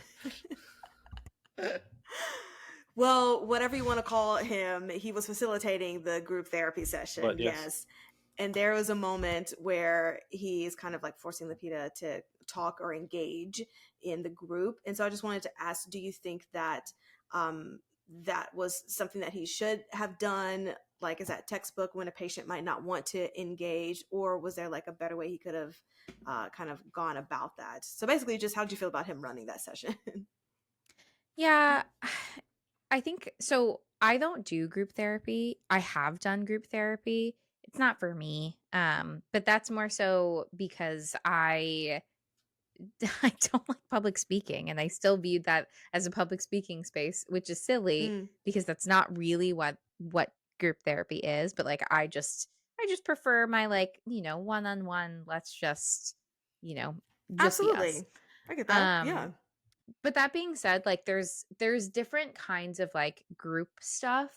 There's a difference between group therapy and support groups where Yes. one is more of a facilitator is just there to like allow a group to communicate with one another. That's more like support groupy. Like think of like AA or NA, or like other spaces where it's not on the facilitator themselves necessarily to be like, okay, like you talk to this person, or like, what do you like? Right. It's more of like kind of creating an open-ended space so that like people are sharing their experiences with one another. And that's the like, that's that shared human experience of like, oh, I'm not alone in this. And group therapy does that too. But I think the difference in group therapy is like, there is more like facilitation happening on the like person kind of running the group.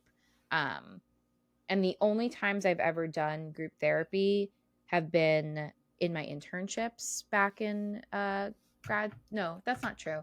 Those were the first times I did it. And then I did do it when I worked in like intimate partner violence work. But that was more support groupy, where it was like, a bunch of people coming together to talk about the shared experience. Whereas the group therapy was like, I had to come in with like a workbook of activities to do with people. Which I also hated because I was like, this is like, I don't know, just not for me anyway. and then Okay. like feeling like I'm forcing people to like do things that they might not necessarily really want to do.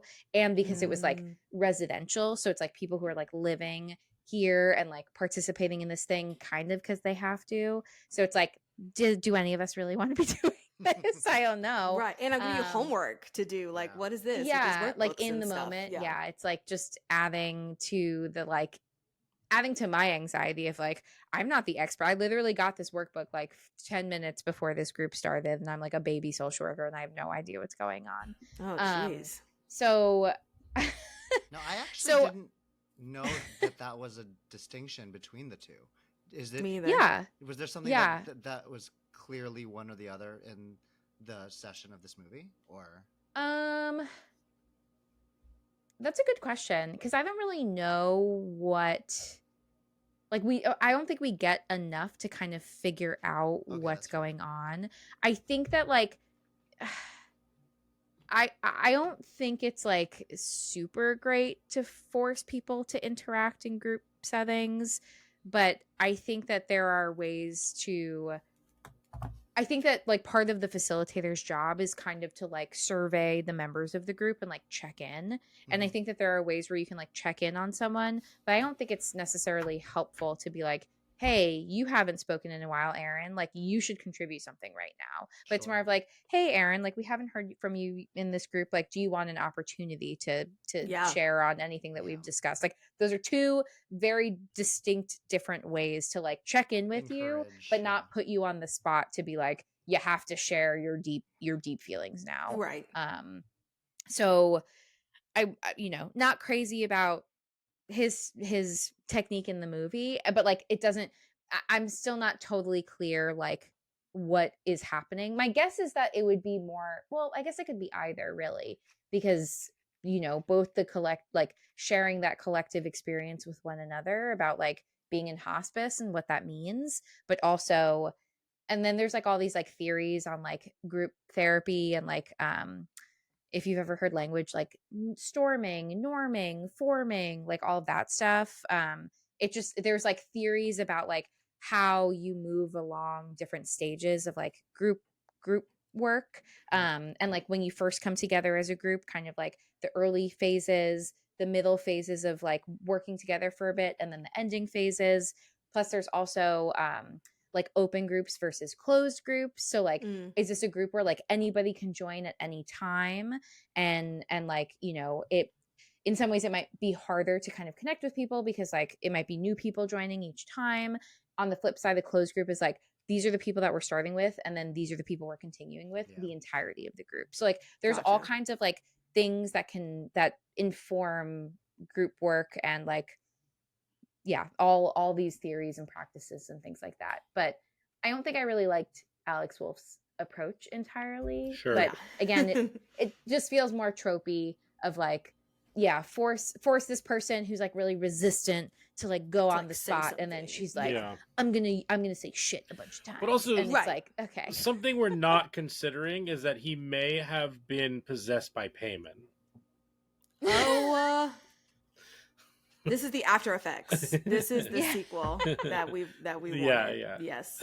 Oh my gosh. I will say that I did have a brief thought of like, oh, Lupita's lips are getting really chapped later along in this movie, but I know that she's not possessed because that's all I can think about now is anytime any character's lips are chapped, are they possessed? Are we about to see some possession happening? Excellent and point. I knew that there's no possessions in this film, but it was a thought that did go through my head. That is hilarious. Also, the only excuse to not have someone bring you chapstick was this movie. Yes, so but also it's fine. So going back to when Evil Lurks, Jamie, every time like a little kid came up and talked to them, I was possessed. She was like, "Lips are chapped, possessed. Lips are chapped, possessed." The dead giveaway. Yeah. Literally See, we're doing good a work here. dead giveaway. Dead giveaway. Oh my god. It's that and the creepy smile. Just walk away. Walk away from it all. Okay, so my last question, and you kind of talked about this a little bit, but speaking of tropes, why do you think people start to exhibit like I'm gonna do everything I want and get it done mindset when they might be dealing with impending death? Or is that just a movie trope And have you seen or worked with patients in like similar situations that exhibit a different behavior? Like if they might be terminally ill, they don't have the behavior of, now I'm going to go do everything I want to do, but maybe kind of retreat in. So can you just talk like a little bit about that? Yeah. I mean, I think that tropes are born out of like reality, but maybe just like exaggerated a bit. And like that's why we Fair. see them and that's why like we connect with them. And, you know, if we were so resistant to them, like I don't think movies would give a like they would just like do something different. Yes. So I definitely think that like it connects back to some human experience. I think that and I think that you even like mentioned this before, Nikisha, just like the idea of control. And like Mm-hmm. obviously when there are health circumstances outside of our control, when we're dealing with like terminal illness or just like really anything that's outside of our control, Yes. we don't like that. We never Yeah. like not being in control of things. I went to grad school and what I learned is we don't like to be out of control. Interesting. Yeah. So like, and so we will then act in ways to try to maintain control. Whether or not they're always like effective and actually like helping us is questionable. So like, for example, this is not this example from this movie, but I think it's an example that a lot of us struggle with, especially those of us with anxiety. Ooh. Is coming up with like what ifs and hypothetical situations of things that could happen. Mm-hmm. And we think that that is going to prepare us for when these things happen. If/when is what I would say. But the reality is that we're enduring a lot of anxiety in the moment while we're like conjuring up all of these like terrifying, awful things that could go wrong. So we feel bad now. Then if that thing does actually happen, we're also gonna feel bad about it. You know why? Because we're humans who have emotions and we have reactions to things. And so now Absolutely. all we've done is like in trying to take back control, we've just experienced anxiety like twofold, like multiple times, time and time again. And it doesn't feel like it never feels good. And so like, what's the purpose of, you know, fighting against uncertainty and the unknown? Like, I think that it just ends up causing us more anxiety in the moment.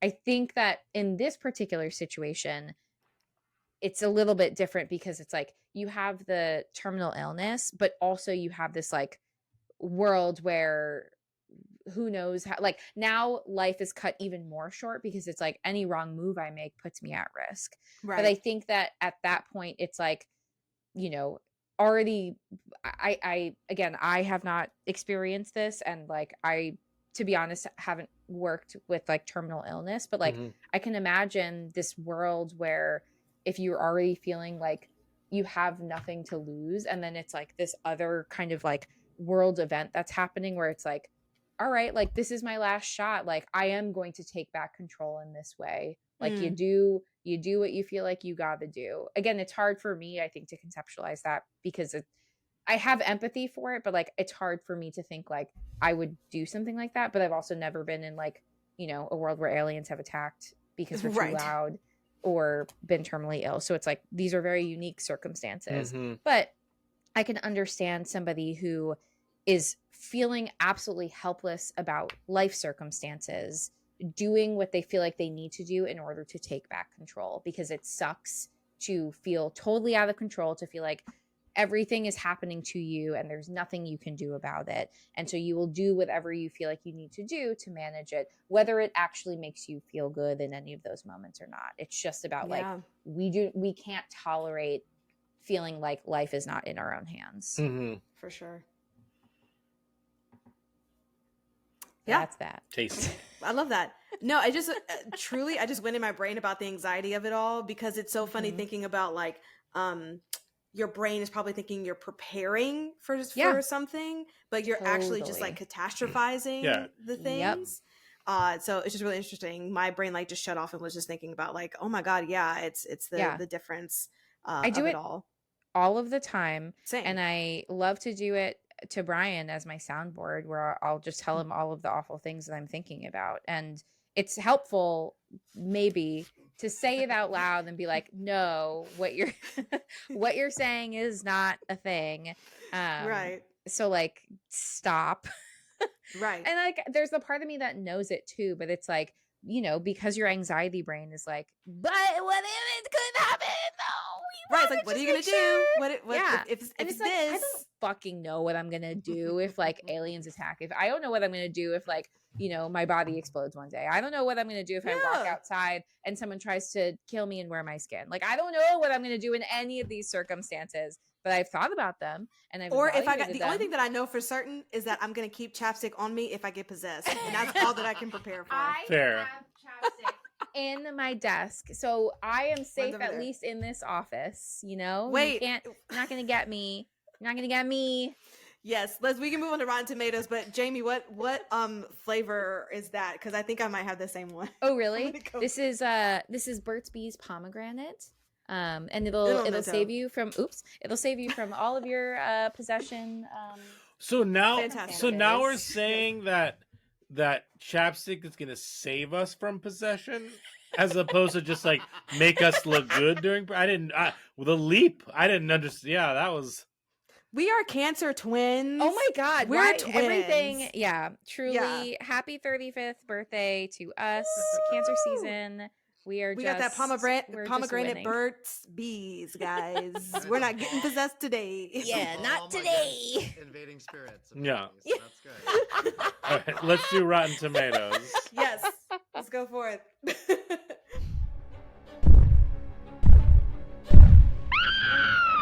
It's the Rotten Tomatoes game. All right, what do you think this has on Rotten Tomatoes? Aaron, let's start with you. Right now, it's been out for what, like 4 days, 5 days? Yeah, something like that. I'm gonna say like 87. Okay. Nikisha. I'm gonna say 93. Wow. High hopes. Jamie. I'm also gonna go in the 80s. I'm gonna say 84. It has an 85.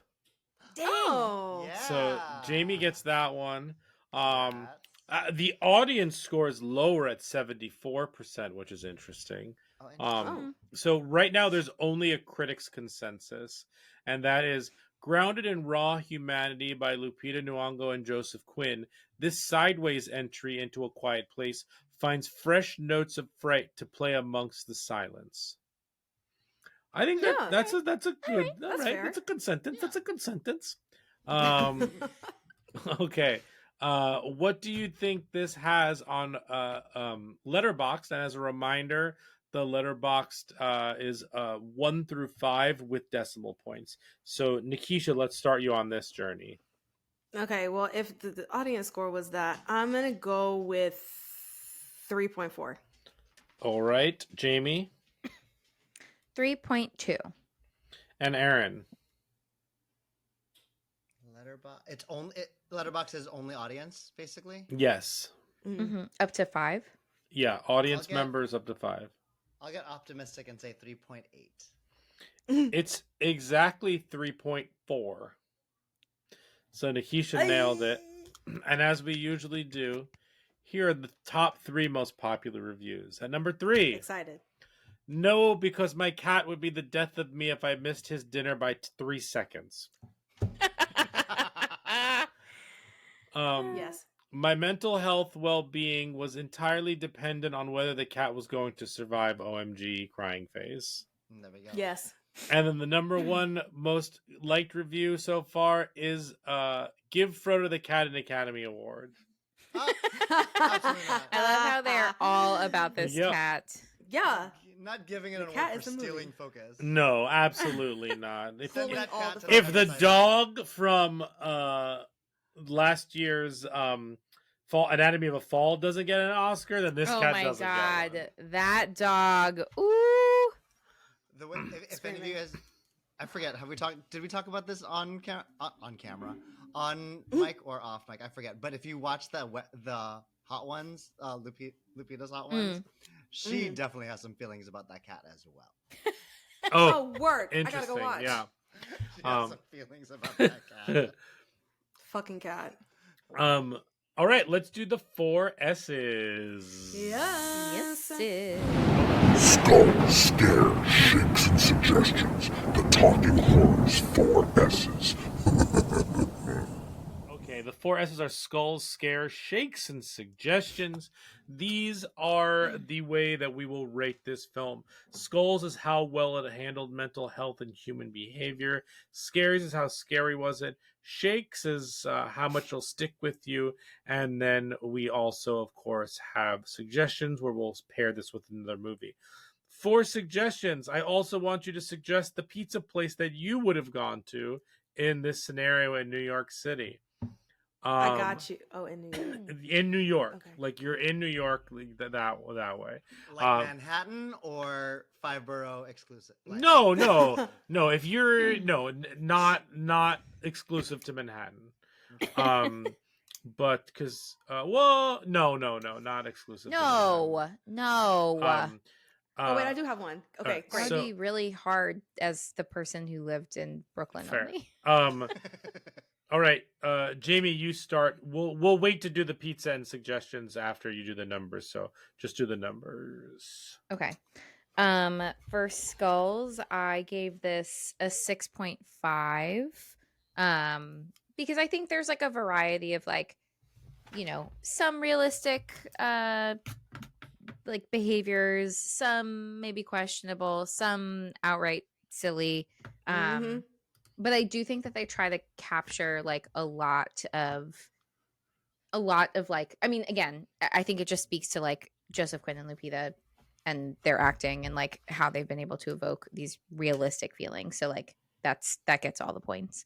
For scares, I'm gonna give it a 5 because I did jump in my seat quite a few times in the movie. Again, like, sound and jumps. I will say that dream sequence did not get me. But a lot of the other things, only because I was confused. I didn't register. Like, I was like, wait, why are there cars driving? Like, that's not real. Sure. And then it popped up and I was like, oh. I was like, I think I'm too slow for like everything that just happened. Like I just was like very confused. It was like very fast and I just didn't register. But it still had definitely some scary moments.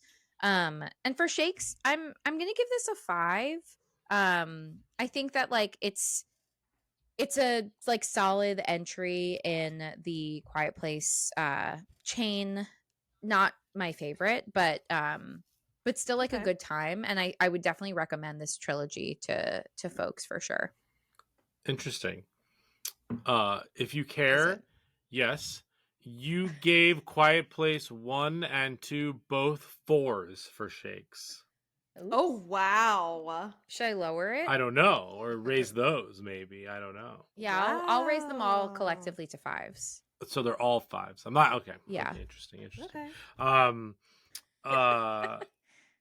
don't know. My scores make no sense every time. No, I get no. that. Yes.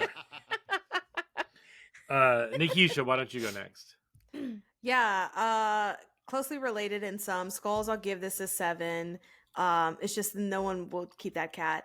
5 also for scares. And I gave this an 8 for shakes. I really had a good time. Interesting. And I liked it. If you were interested, you gave A Quiet Place a 4 for shakes and Quiet Place 2 a 2 for shakes. Dang. Really? That's what We're just a bunch of haters. Why were we... Okay. I'm just saying. Sorry to the original property. Maybe just because it's Lupita and Joseph Quinn. That's probably why. I mean, I don't know. We were new at this. We didn't know what we were doing back then. That was season 1. Oh, okay. Fair. Yeah. Okay, Aaron. Okay, so for skulls, I'll defer to Jamie's score for 6.5 because everything you said made sense and I agree with all of it. It's like you went to school for this or something. Who knows? For scares, I mean, here's the thing about this score. It's never going to be an objective score for me in terms of as close as possible. Like, it's all of these movies always in your entire repertoire are going to be like an 8, 9, or 10 for me. That said, if I'm like grading on a curve against like the other two places, I would say this scared me a little less than those, so I would put this more at like a 4 or 5-ish Okay. scenario. Like the jump scares of the first two far outweighed the jump scares of this one. Mm-hmm. And then shakes, sort of same, probably because I liked it a lot. I'm gonna forget about it tomorrow. It's fine. I do think it's like a worthy, like, it's a beautiful and worthy like entry into the franchise, and I do love this entire franchise. Mm-hmm. But it's no stronger, no weaker, I would say, like overall than the other ones. So yeah, I don't think it's. Like it'll stay with me as much as the other ones have, but that means I'll probably possibly watch it again before 3 comes out. Mm-hmm. But wait, what number did you say? Like a 4, like a 4 or 5-ish. Okay. Let's say 5. Cool. I think that's what we really thought about at the beginning of this, of like what shakes were, of like, will you remember this tomorrow? Like, or is it just a one and done? Like, it was good, but you don't need to watch it like immediately again or whatever. Sure, getting defensive about your past. I'm just version. saying. I think our interpretation of shakes has evolved as we I think that's on through the podcast. I do think that's true, but I feel like the interesting. original definition was like if it's gonna stay with you for a long time. Right. Yeah. I don't think I think about that as much now. No. I just think about if I really liked the movie. Yeah, shakes has really turned into overall score, like in what, but yeah. So I gave this a 7 for skulls, a 5 for scares, and I gave it a 7 for shakes. And if you were curious, I gave Quiet Place an 8 and A Quiet Place Part 2 a 6. So you're whatever. consistent. You're better at this. I came up with the system, of course. I'm consistent. Boo. Tomato. Screaming. Tomato. We love rules. Boo, tomato. Here. All right. We love So rules. suggestions. I have so my pizza place would be V&T on 110th in Amsterdam. That's where I would go. Nice. And my suggestion is super weird, but I was thinking about recent movie chains that have been under the radar fantastic, all of them. And this one is a little sci-fi, but the new Planet of the Apes movies, all 4 of them, are really consistent, and people don't think about them as being one of the like best recent like franchises or whatnot. I just recently watched them all. They're fantastic. They're fantastic. Yeah. I just saw the newest one in theaters, and I just think that they're saying something about society. The special effects are amazing. They're just well made all around. And so if you wanted a recent franchise, a chain that has really been consistent all the way through, not a horror movie, not like this, but like I was just thinking there. So, and I also love the Planet of the Apes movies. They're a little sci-fi like this one. There are, tense, scary moments, but so that's what I'm going with. I'm going with the new Planet of the Apes, the new Planet of the Apes franchise. Nice. All right. Okay. All right, Nikisha, do you want to go next? Yeah. So my pizza place is East Village Pizza, obviously in the East Village. Interesting. Because they got double stacked pizza. So like it's one layer of like buffalo chicken and then like another top layer of like pepperoni. Ooh. And you just like eat it together. Nice. And it's fantastic. That sounds but really it's good. on East 9th and First Ave if anyone wants to do that. I am going to suggest just for apocalyptic purposes and like creepy ass monsters, The Mist. For my suggestion. But then I was also thinking about Day After Tomorrow, because I remember when I watched that in my younger years and was like, what the hell is this? This is so scary. So I'll throw that in there too. Yeah. Apocalyptic purposes is my new favorite term. Yay. Just for apocalyptic purposes. Throw that in there. All right. Jamie? Yes. I'll say the movies first. If you want another movie where you gotta be super quiet, Ooh. Don't Breathe. Yes. And then a second movie, because I'm an overachiever. If you want another like look at New York be destroyed by monsters movie that I love, Cloverfield. Yeah. Forgot about that. And then I also have 3 pizza recommendations. Oh. Yeah. Overachiever. Because my brain blanked and I was like, all these people are going to say Manhattan pizza places. So I got to come in with multiple Brooklyn pizza recommendations. Okay. For good pizza in Park Slope, La Via Pizzeria, which is on 5th Ave and Garfield Place. They had some excellent, what did we get? Like eggplant pizza? Yeah, that was our pandemic pizza place. Nice.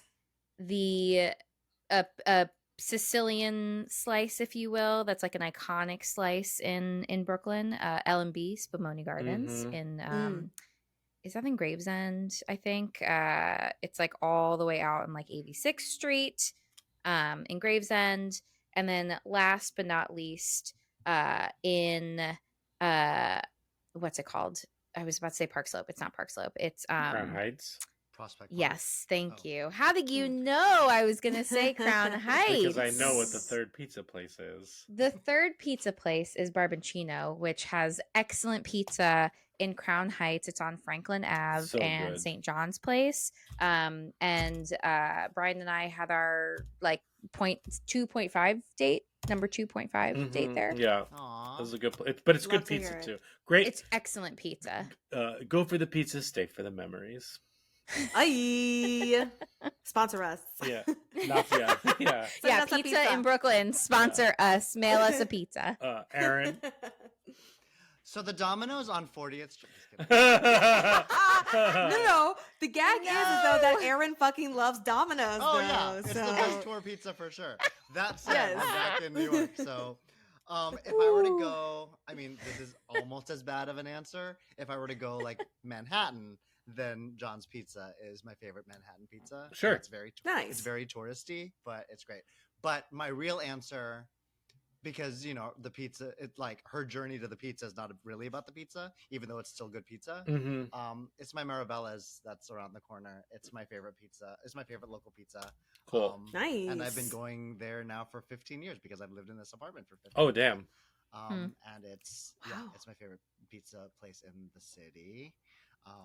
They put something in their cheese. There's something about the cheese that's like really, really, really good. Nice. Yeah, Marabella's Pizza on 41st and Greenpoint, in Sunnyside. Bandit's been there a lot. Yes. And then yeah. Oh, and then the movies. I mean, yeah, for apocalyptic purposes. I mean, this is an easy answer for me, but like either the Last of Us first episode to see like Oh, when it yeah, all yeah, falls yeah. apart, or the Last of Us like prologue sequence when you play the game. Like both Excellent. feel very terrifying, where you don't know what's going on in it, like while a city/world gets ravaged. So I didn't say my second one because I thought someone else was gonna say my second one, but no one did. So like Us. You want Lupita? Watch Us. Yes. Oh, sure. Yeah. Yeah, Us. Love it. Cool. Great.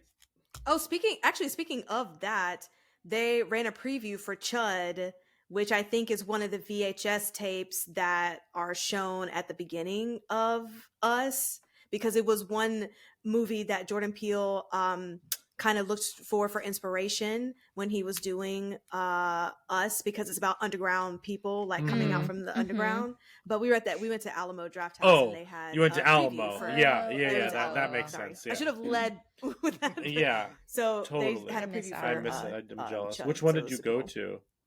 The Fight-Eye. The Fight-Eye one. Oh, that's like the new one, right? It's beautiful. Oh, but It's gorgeous. Listen, watching it during this movie, one of the quietest moments of the movie, this one person like tried to unrecline her seats. Oh, so, yeah. So it was just like, and everyone just started giggling. It was That's very funny. That's funny. It's the quietest part. It was Oh my very god. funny. Oh, one more Yes. suggestion: if you want to see content where people are very conflicted about cats, go watch Cats. Also true. Screaming. I hate that. Actually, no. Go see Cats, the Jellicle Ball. The Jellicle Ball is Oh, all the rage yeah. in New York One. right now. It is the hottest Yeah. ticket in town. It It's is. supposed to be great. Mm-hmm. I heard great things about it. I'm So. going on the Mhm. 18th. Need to I go see it. cannot wait. I'm so Yay! Yes. Exciting. But yes. Okay, fantastic. Well, that wraps up our episode of A Quiet Place Day 1. Thank you, Aaron, so much for joining us. You can follow us. Yay, great guest. You're welcome back. Yeah, you made it. You made it. You can follow us on all social medias, Instagram, Twitter, TikTok, at Talk Horror Pod. And producer Brian, where can they listen to us? You can listen to us wherever you get your podcasts. So YouTube, hi YouTube. You can, of course, find us on Spotify and Apple Podcasts. Rate and review us there. 5 stars, please. And thank you. Woo! Yes. Were you going to say something else, Brian? We were just recently like number 115 on the Apple US a film review chart, so that was super cool. That's I, awesome. I don't remember one of our last couple episodes did well and like brought us up there, which is great. So that's super cool. Yay! We love to hear that. Well, thanks awesome. y'all for listening, and remember to not keep pets, but keep chapstick because you're gonna need it. This will save you. This will save you. So thanks, guys. Thanks for listening. Bye. Bye. Bye.